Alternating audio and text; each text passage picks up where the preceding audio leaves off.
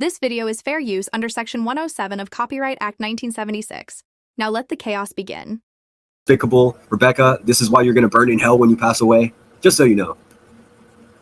Remember, she abused her kids. At least one of them. So she's using the money that I sent her child's tombstone for herself. All right. He has no idea what she used the money for, but she's here with us, so she could tell us. Let's see. Give me 1 sec. Let me get this big old nasty head out of the way here. Whoops. Oh my God. Can't put it over me. What's up, Tiffany? No, I had to get QB's big nasty head off the screen. Can you hear me okay? Yeah, sounds good. Okay, my sound is good. All right, so you wanted to know the story about BTim? Yeah, she about how you found out who he, or what, how, in what circumstance did he donate $1,000 to you?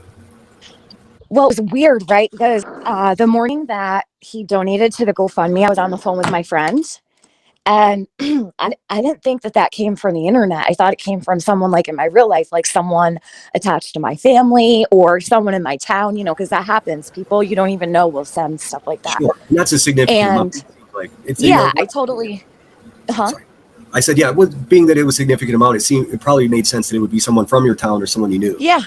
So I was like looking up the name, and I'm looking around. I'm like, I lived in New York. So I called my dad and I was like, do you know the last name such and such, blah, blah, blah, you know, because maybe it was someone he worked with or something like that. And he's like, no, I don't know that name. That was really nice. You know, so I was talking about how nice it was. And I was like so touched by it. And it meant a lot to me. And next thing I knew, I was live and someone's like, BTim challenged Brittany and put $1,000 in the GoFundMe. And I was like, what? So I waited. I went over and listened to it because I didn't want to just take someone's word for it that it was some kind of challenge to Brittany J or something. You know, that's pretty disappointing. Yeah, and my reaction was right on the live. I was actually kind of upset about it. It was a little hurtful, to be quite honest. So listening to that was like, wow, it's pretty depraved to like, I don't know, challenge BJ. She's got 6 kids. Like, what the fuck is wrong with them? So they're trying to like prove a point that Brittany didn't put money in, this, that, and the other. They don't know if Brittany put money in. What does she have to fucking tell them? You know what I'm saying? Like, there's like almost 600 donations on there. How do they know that Brittany did not donate? They don't know that.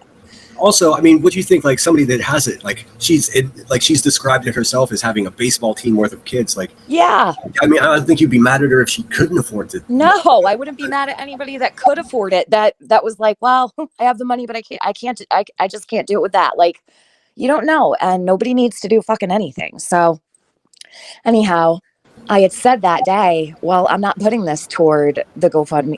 It's going to the GoFundMe, right? But I'm not putting it toward this stone. I said, I'm going to pay my bills with it because I refuse to have hate money put toward anything to do with my son over my dead body. And I fucking said it that day, Sinner. Like, I said it that day, months ago.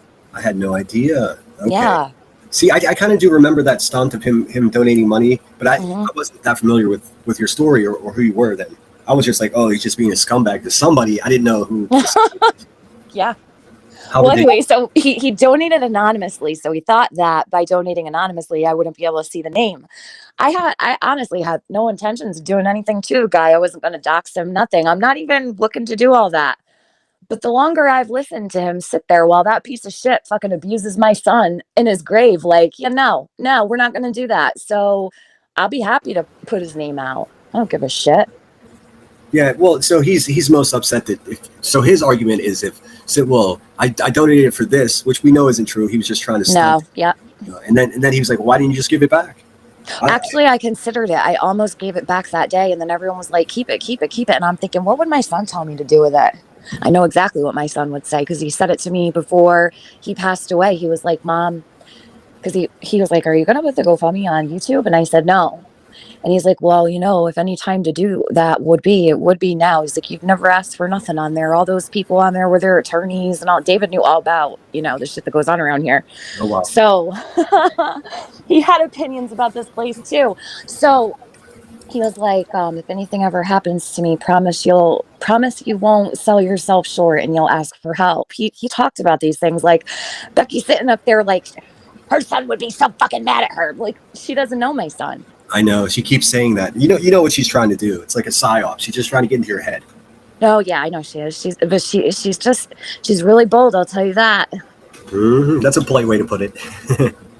Well, I don't know what she's going to do about all this, but I don't think I've ever heard her this spun up.